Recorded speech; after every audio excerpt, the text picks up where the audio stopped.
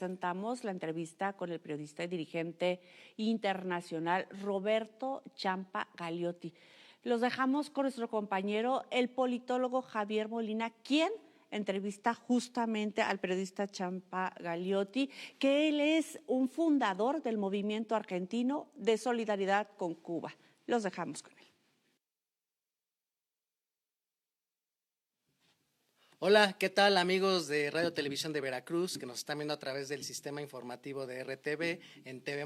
Tenemos aquí un invitado muy importante que nos está acompañando en los estudios.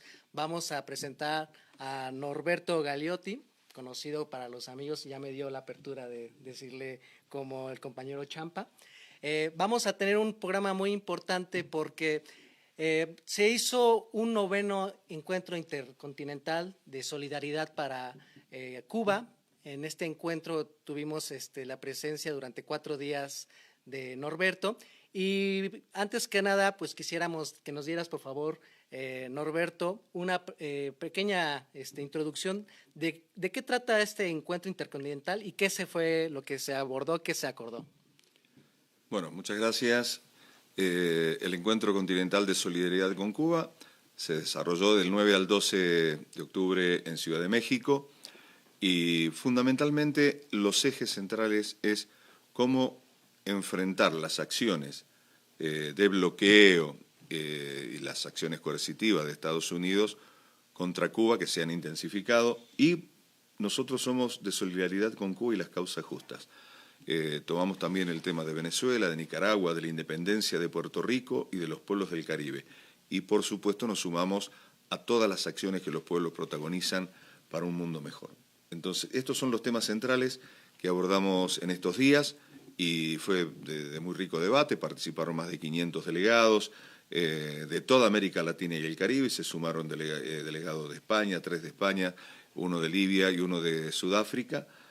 Participaron también de Estados Unidos, vinieron de 5 delegados de Estados Unidos que se sumaron a nuestro encuentro, y trabajamos muy bien, intensamente, con un rico debate y transmitiendo experiencias y proponiéndonos profundizar, extender, ampliar la solidaridad con Cuba y las causas justas. La gente que nos está viendo a través de Radio Televisión de Veracruz se va a preguntar ¿qué está pasando en Cuba? Se ha hablado mucho en los libros de historia, en los medios de comunicación, de que desde los 60 se empezó un bloqueo económico que en un principio fue militar por parte de Estados Unidos, de sus élites económicas y políticas, pero muchas veces la población en general no entendemos qué está pasando con ese bloqueo económico, cómo está afectando al pueblo cubano y sobre todo, por qué Estados Unidos no respeta la libre determinación del pueblo cubano respecto a cómo debe de ser su forma de organización política. Si me permitís, le voy a llevar un ejemplo muy sencillo que toda la teleaudiencia puede entender. Pasamos al caso de una familia que vive en su casa, compuesta, puede ser el tipo de familia que se ocurra, con menores, con adolescentes, y que en el barrio hay lo que decimos, no sé si aquí se dice igual, en Argentina, un matón, un guapo, un malo, un personaje que anda con armas, que es mafioso, que está en todos los negocios de droga, de robos, y que vos, por oponerte a eso que tiene mal a todo el barrio, esa persona dice, vos te oponés a lo que yo hago, me la vas a pagar. Entonces empieza a amenazarte, empieza a atacarte, a ponerte bombas en tu puerta, impide que llegue quien trae la leche a tu casa, los alimentos, te corta la luz, te corta el gas y dice, ves que ese ejemplo no sirve, no puede ni alimentar a sus hijos, no tiene electricidad, no puede resolver los problemas de salud, no puede comprar nada ni hacer comercio con nadie. Mientras tanto, yo tengo amenazado a todos los vecinos y ejerciendo medidas que se llaman extraterritoriales del bloqueo. En este caso se dirían las medidas extravivienda, para que un grupo familiar vos no puedes desarrollar tu vida normalmente. Te pongo programas de radio, programas de televisión contra tu familia y terminar. Eso es un bloqueo.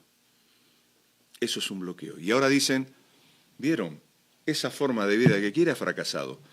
Tiene problemas de alimentación, tiene problemas de medicamentos, tiene problemas energéticos, no puede comerciar con el mundo, está aislado, como si no existiera la acción perversa y maligna de este sujeto, que es el imperio, y los que ceden ante esas presiones, que son los demás gobiernos presionados por el poder real. Eso es el bloqueo, eso es lo que ocurre contra Cuba. Pero ocurre desde hace 65 años. ¿Cómo se imaginan ustedes que una familia que durante 65 años está bloqueada, que no le permite que lleguen amigos ni parientes para traerle recursos o para traerle alimentos? ¿Cómo piensan que vive? Entonces así podemos entender cómo vive el pueblo cubano bloqueado. Y por ahí dicen, es mentira, el socialismo ha fracasado, el bloqueo es una excusa. Quítenselo. Si el socialismo fracasa per se, déjenlo que fracase. No necesitamos hacer nada, va a fracasar solo. Yo pienso que no va a fracasar solo. ¿Y cuál es el interés de Estados Unidos y de sus élites para continuar con una política que ya ha durado décadas? Porque muchos pensarían que con la caída del bloque socialista en 1991 por parte de la Unión Soviética, que desde los 80 ya se veía venir en Europa ese desmoronamiento económico y político, que evidentemente empezó una hegemonía ya entrados al siglo XXI de lo que era la potencia estadounidense. ¿Por qué todavía esa hazaña cuando ya dejamos una bipolaridad política, económica y militar? ¿Por qué no se ha quitado ese bloqueo? ¿Qué representa Cuba, ese movimiento que inició en 1959, como mala influencia para los ojos de Estados Unidos? ¿Por qué esa hazaña contra el pueblo de nuestra hermana República de Cuba? Bueno, lo primero, pienso yo en que decían que Cuba era un satélite de la Unión Soviética. Y que creo que lo dijo Andrés Oppenheimer en uno de sus libros, que él pensó que iba a ser un bestseller y terminó siendo un libraco, que era Las horas finales de los Castros, porque se desintegró la Unión Soviética, caían los países socialistas de la Europa del Este, y decían, esto es como un castillo de naipes, queda Cuba. Bueno, contra esa presunción, esa última carta que quedaba en pie no recibió el impacto de todas las naipes que venían cayendo, y no cayó porque la construcción de Cuba fue una construcción subjetiva muy fuerte, porque identifican el imperialismo, porque tiene basamento en su lucha histórica por la independencia y por la emancipación. Entonces no cayó Cuba porque el pueblo quiso seguir construyendo su propósito, su socialismo, a pesar de que tuvieron un periodo especial. Y a pesar de que se cayó el comercio exterior de Cuba en forma abrupta. Pero estamos hablando de esto en los años 90, que son apenas 31 años de la revolución, y comienza un bloqueo mucho más profundo porque desaparece el mundo socialista. A partir de ahí, Estados Unidos, que siempre quiso, recordemos la ley de la fruta madura, que está basado en la teoría de John Quincy Adams, de Thomas Jefferson, que decía que bueno, Cuba, saliendo de la órbita de España, tiene que caer como fruta madura a las manos de Estados Unidos. Es una obsesión histórica, pero lo peor que le pudo pasar a Estados Unidos es que Cuba quiera construir socialismo. Entonces, la construcción del socialismo ya no es un problema de una amenaza nuclear, una amenaza armamentística, una amenaza económica, ni geopolítica. Es una amenaza moral, es una amenaza de dignidad, que no son valores que pueda sostener el imperialismo. Entonces, no quiere que cunda ese ejemplo, no quiere que los pueblos pensemos en ser libres, hacer de acuerdo a nuestra historia, a nuestras capacidades, lo que concebimos como proyecto económico, social, cultural, que respete nuestra historia, nuestra tradición como pueblo, nuestra diversidad, para ello es un problema. Y Cuba es un problema agudo, por eso lo toma como un problema de Estado. No pueden permitirse que en América estén contrariando la doctrina Monroe, América que les pertenece, a una pequeña isla de 11 millones de habitantes que le diga, nosotros queremos vivir como nos dé la gana, sin tus injerencias y con un modelo de democracia participativa y popular que no tiene nada que ver con la democracia de mercado. Durante prácticamente los últimos 25, 30 años del siglo XX y lo que ha sido todo el siglo XXI, 25 años, a partir del año 2000, se ha manejado una narrativa política en donde se menciona de que el gobierno cubano quiere implementar un sistema político-económico como el que ellos tienen en toda América Latina, y esa bandera ha sido la forma en la que siempre se trate de evitar que los pueblos latinoamericanos y los gobiernos tengan solidaridad. ¿Qué podemos nosotros interpretar respecto a esta solidaridad que se empezó, por ejemplo, a construir en América Latina a partir del año 2000 hasta el 2015, en donde respetando sus propias formas de autodeterminación política en Venezuela, en Brasil, en Uruguay, en Bolivia, en Ecuador, tomaron la decisión de tratar de liberarse de esa doctrina Monroe, la doctrina del gran garrote por parte del gobierno de Estados Unidos y sus élites económicas, y que se dieron cuenta de que respetando su forma de determinación política se podría ser solidario con Cuba.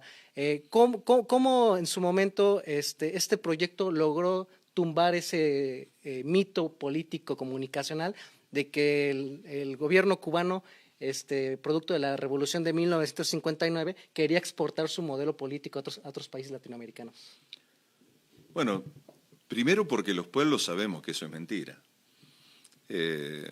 Si Cuba hubiese querido exportar su modelo político, lo hubiese hecho en África cuando comenzó con esa campaña que encabezó el Che al Congo, cuando asesinan al líder revolucionario del Congo, Patrice Lumumba, y luego continúa con Cuba en Guinea-Bissau, con Amílcar Cabral, con la independencia de Guinea-Bissau, con Agostinho Neto en Angola, y que después va enfrentando al apartheid sudafricano que sostenía Estados Unidos, la Unión Europea. No era en ese entonces la Unión Europea, pero bueno, era Europa con sus colonias, Portugal, Francia, y sostenían ese apartheid. Cuba protagonizó una epopeya militar muy fuerte, cultural, y logró la independencia de Guinea-Bissau, de Namibia, de Angola, derrotó el apartheid y sin embargo no le impuso nada a esos pueblos. Decía Fidel, volvimos del África con nuestros mártires y con la satisfacción de la labor cumplida. Por lo tanto, Cuba no exporta su revolución. Cuba lo que hace, sí, batalla de ideas, sí plantearse a discutir cuáles son los problemas de la alimentación, cuáles son los problemas del medio ambiente. Fidel Castro decía una especie en extinción, somos los seres humanos, y también decía sobre el tema de la alimentación. Creo que Cuba pone un debate necesario para un mundo mejor. Y una cosa es un mundo mejor, con inclusión, con justicia social, con equidad, y otra cosa es un mundo basado en el desequilibrio, en la injusticia, en la prepotencia, y eso es lo que confronta. Cuba no quiere exportar su modelo, porque además tiene relaciones con muchos pueblos que no son comunistas, que no construyen socialismo, y son relaciones de intercambio que deben existir, pero que le molesta a Estados Unidos esa autonomía, esa independencia, y eso que propone de tratar de igual a igual. No hay por qué tratar de una forma superior de un país a otro, por más desarrollo que tenga. Sí, en México tenemos la doctrina Estrada, en donde menciona en pocas palabras que se debe de tener respeto por la libre determinación de los pueblos, y lo que ha pasado aquí en América Latina es que ha habido solidaridad por parte de diferentes gobiernos, en especial una corriente política de izquierda que se ha organizado la gran mayoría en términos electorales, y como mencionaba, tuvimos lo que en su momento le llaman la Revolución Rosa, que fueron los procesos de los países que hice mención previo a la respuesta que me diste. Y ahora estamos viendo una escalada de que están llegando otra vez gobiernos neoliberales a América Latina, pero vienen más voraces. Tenemos el claro ejemplo de Tu Patria, de Milei, llegando a implementar todavía políticas más rapaces. Y en ese sentido, ¿qué tenemos que aprender nosotros de lección, los países latinoamericanos, respecto a la forma de solidaridad y organización de nuestros pueblos? Porque la realidad es que el modelo neoliberal está regresando con fuerza en América Latina, y sobre todo están teniendo la lógica de iniciar procesos, por ejemplo, jurídicos, de que van a dar golpes de Estado a través de la ley, del Poder Judicial. Bueno, es interesante abordar este tema. Lo primero, en mi opinión, no ha desaparecido nunca el neoliberalismo, ni cuando estaban gobiernos progresistas en los años 2003 al 2015. La estructura neoliberal se mantuvo, no se afectó el comercio exterior, no se afectó la banca transnacional y no se tomaron medidas para reestructurar y recomponer lo que había dañado esta ofensiva tremenda del neoliberalismo que se da a partir de los años con Donald Trump, con Reagan y con Thatcher, podemos poner como dos emblemas, pero que parte de Richard Nixon cuando rompe la paridad dólar-onza Troy, del acuerdo de Bretton Woods. Nunca se rompió eso. Hubo gobiernos que distribuyeron un poco mejor el ingreso, pero no se afectó la riqueza, las grandes ganancias. Entonces, ¿qué es lo que nosotros tenemos que tener? También ser capaces de construir un sistema democrático distinto. ¿Qué es la democracia? La democracia es ir a votar y luego que te das cuenta que la promesa electoral era falsa, que no se cumple mucho de lo que te prometieron. La democracia es ganar el voto a través de manejar sentimientos primitivos como el odio con quien está rivalizando. ¿Qué valores se promueven cuando hay elecciones? ¿Qué propuestas profundas se hacen? La democracia es republicana. A ver, pensemos, ¿cuáles son los poderes? Poder ejecutivo lo vota el pueblo. Podemos decir, bueno, mayor o menor acuerdo con el sistema electoral, pero lo elige el pueblo. El legislativo lo elige el pueblo. El poder judicial no lo elige el pueblo, no lo vota. Bueno, ahora está introduciendo y está aportando México esto de que democratizar el poder judicial. Excelente, porque si no se constituye en una aristocracia y es el resguardo del poder profundo y permanente. Porque como bien decís, ocurre que aparecen los lawfare y dieron golpes judiciales a Lula, a Dilma Rousseff, lo hicieron con el presidente Lugo en Paraguay, con Mel Zelaya en Honduras. Entonces empieza a aparecer en esta estructura republicana de mercado un poder que no lo elige el pueblo, que está por encima de todo y que tiene fuertes lazos con el poder profundo en cada país. Pensar la democracia más representativa, más popular y más participativa es lo que tenemos como tarea. Pero hay que ser capaces de cuestionarlos, porque si repetimos los mismos métodos, los mismos conceptos, por las presiones que ejerce Estados Unidos, y no somos capaces de mirar un ejemplo, no para copiarlo, pero lo que hace Cuba, lo que hace Venezuela, que podemos hablar de Venezuela, de cómo construye su poder popular. No son tres poderes, tienen 5 poderes en su sistema republicano. Bueno, hay que analizar esas experiencias y salir de las presiones y el chantaje que hace permanentemente Estados Unidos para introducirnos dentro de su lógica de dominación. Oye, Norberto, desde tu interpretación y análisis, ¿qué papel ha tenido México con la llegada de un partido de izquierda y progresista en el año 2018? Llegó al poder político en el país Andrés Manuel López Obrador, encabezando el proyecto Morena. En el año 2024, el pueblo mexicano refrendó ese triunfo con la llegada de la primera presidenta que tenemos en el país, Claudia Sheinbaum.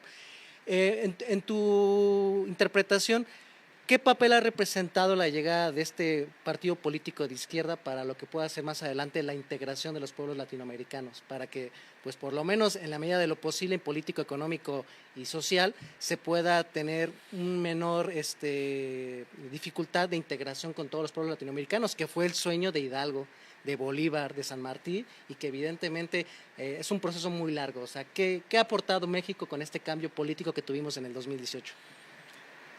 Debo decirte que me sorprendieron, realmente, porque se produce justo en un momento de reflujo de los movimientos populares, progresistas de izquierda, y la irrupción en el escenario político de don Andrés Manuel López Obrador, su voz y sus mensajes, dijimos, bueno, esto es distinto, es esperanzador. Lo primero es que nos llenó de esperanza, que aquí cerquita, del otro lado, está el anexionista, el neocolonialista, y que desde México se planten y empiece a proponer recuperar la memoria histórica de los pueblos, retomar ese camino necesario, nuestra historia emancipadora y fundamentalmente poner nuevamente en vigencia el progresismo como un instrumento de los pueblos, es un aporte que inclusive ahora no estamos tomando la verdadera dimensión que tiene.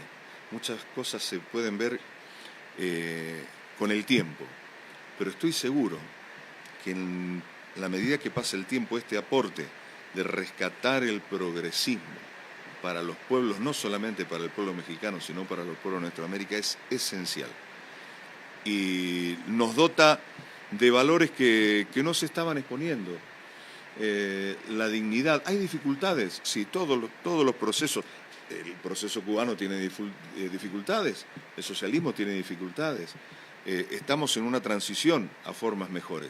No tengo duda alguna que el aporte de Morena, el aporte de don Andrés Manuel López Obrador y de Claudia Sheinbaum son aportes para conducirnos a una forma superior de la humanidad y de los pueblos con un instrumento que es el progresismo, unido a lo revolucionario, unido a lo popular, unido a lo cultural, a los movimientos indígenas, a los movimientos ecologistas, a los movimientos de géneros, que sea catalizador de todas esas preocupaciones de los pueblos que son afectadas por la política del capitalismo, nos va a ayudar a transitar esto seguro a un mundo mejor, como nos planteaba el comandante Fidel Castro.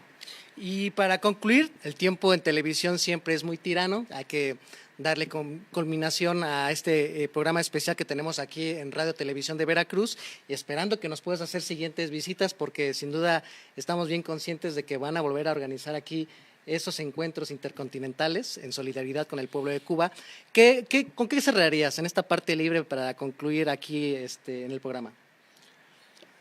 Bueno, yo como coordinador general de la Red Continental de Solidaridad con Cuba y las Causas Justas, yo quiero invitar a que todos nos sumemos a la solidaridad. En un mundo donde pretenden imponer el egoísmo, donde pretenden imponer el sálvese quien pueda, la prepotencia, la brutalidad, el odio, la sinrazón, tenemos que ser capaces de recuperar esto tan lindo que es la solidaridad entre los pueblos, basado en el amor a la justicia, en el amor a la verdad y en el amor a la humanidad. Con esos tres ejes nosotros tenemos que impregnar a toda nuestra América, y nuestra América es toda. Nuestra América India, nuestra América Morena, nuestra América de los migratoria, nuestra América campesina, estudiantil, trabajadora, de la mujer, fundamentalmente de la mujer, y ayudar a que desde este concepto simple de la solidaridad, oponiéndonos a los bloqueos, oponiéndonos a la injerencia, oponiéndonos a las bases militares de Estados Unidos que no tienen nada que hacer en nuestros países, proponer un intercambio distinto, un intercambio más equitativo, y resolver los problemas de nuestra América en forma unida. Yo creo que la unidad de América Latina y el Caribe es esencial en este momento. El rol fuerte que tiene que tener la CELAC. Como bloque podremos intercambiar y resolver los problemas profundos, pero no con la dominación de Estados Unidos ni con la OEA. Como decía la canción, ¿cómo no me voy a reír de la OEA si esa cosa tan fea, ¿no? Que mete chantaje, presiones, que organiza golpes de Estado, como lo ha hecho la OEA en Bolivia, en toda nuestra América, que organiza golpes de Estado contra Venezuela, contra Nicaragua ahora, que son planes desestabilizadores? Bueno, creo que tenemos que luchar por una integración sin Estados Unidos, porque es el gran enemigo. No podemos esperar nada bueno de ello. Roberto Gagliotti, es un gusto tenerte en las instalaciones de Radio Televisión de Veracruz. Gracias. Esperemos que nos puedas visitar más adelante. Aquí es tu casa. Y amigos de TV Más, los invitamos a que continúen con la programación y nos vemos para otra edición. Sistema Informativo RTV presentó